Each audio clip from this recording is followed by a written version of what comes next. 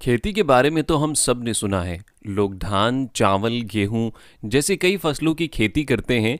पर क्या आपने कभी सुना है कि सांपों की खेती हो रही है? जी हाँ, ये बहुत अचंभे की बात है कि दुनिया में जहरीले सांप की खेती भी होती है। और ये खेती कहीं और नहीं बल्कि चीन में होती है। वहाँ के लोग सांपों की खेती करके करोड़ों रुपए कमाते हैं। ये खेती सिर्फ सुनने में आसान लगती है, पर इसमें न जाने कितने लोगों की जान दांव पर लगी होती है। दरअसल इस खेती में कुछ सांप इतने जहरीले होते हैं कि अगर वो इंसान को काट लें तो महज कुछ ही देर में उसकी मौत हो जाए। तो चलिए आज स्नेक फार्मिंग के बारे में थोड़ा जान लेते हैं। आपको बता दें कि चीन में एक जगह है जहां करीब 30 लाख से भी ज्यादा सांप पाले जाते हैं और उनकी खेती भी की जाती है। इस गांव का नाम है जीसी क्याओ। इस गांव में कुल 1,000 लोग ही रहते हैं। यहाँ का हर एक इंसान साल भर में लगभग 30,000 सांप पालता है। इन सांपों में अलग अलग प्रजाति के सांप होते हैं, जैसे कोबरा, अजगर आदि। अब ये तो हमें पता है कि जब ये लोग सांपों की खेती कर सकते हैं तो मतलब इन्हें इन सांपों का कोई डर नहीं है। पर एक सांप ऐसा भी है जिससे ये बचकर रहना मुनासिब समझते हैं। उस सांप का नाम है 5 स्टेप स्नेक।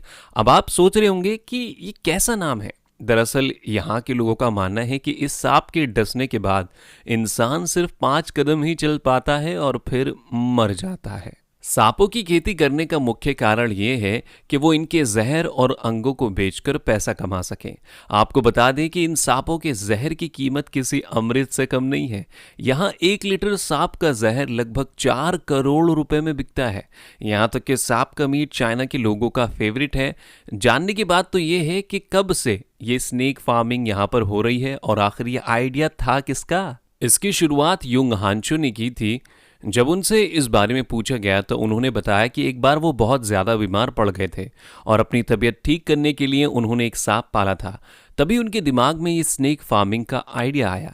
जब वो इससे अच्छा पैसा कमाने लगे तो उन्हें देखकर और किसानों और अन्य लोगों ने भी ऐसा ही करना शुरू कर दिया। आज के समय में यहाँ लगभग 100 से ज़्यादा स्नेक्स फार्म हैं। इस प्रक्रिया में सबसे पहले सांपों का जहर निकाला जाता है और तुरंत ही इनका सर काट दिया जाता है।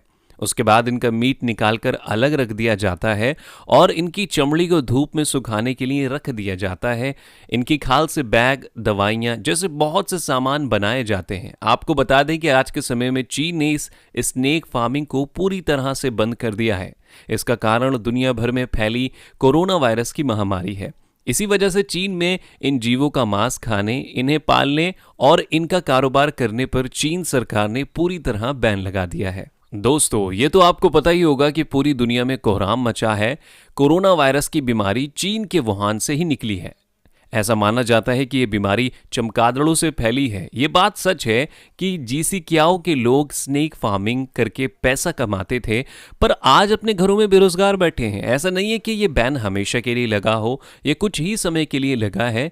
चीन पशु संरक्षण और इस महामारी को कम करने की कोशिश में लगा हुआ है ताकि इस बैन को स्थायी बनाया जा सके। चीन के वो सभी रेस्टोरेंट्स बंद हो गए हैं जो अजीब अजीब तरह के जानवरों से बने डिश पेश करते थे। इन रेस्टोरेंट्स के बंद होने का मुख्य कारण यही है कि सांपों को पालने पर प्रतिबंध लगा दिया गया है। ऐसा भी सुनने में आ रहा है कि अब चीन के लोग इन सांपों को मारकर इनकी शराब बनाकर पी रहे हैं और इनकी चमड़ी के सहारे अपना जीवन यापन कर रहे हैं। चाइना के लोगों के लिए इन जानवरों का खाना बहुत ही आम बात है। वो लोग सांप, चमगादड़, कुत्ता जैसे जानवरों को बहुत ही चाव से खाते हैं।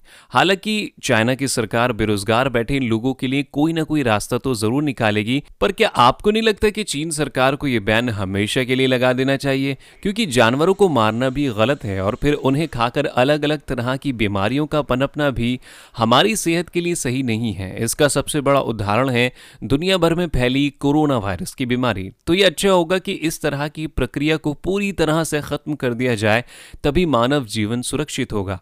आप इस बारे में क्या सोचते हैं, हमें जरूर बताएं और इस तरह की जानकारी पाने के लिए हमारे चैनल से जुड़े रहें। शुक्रिया।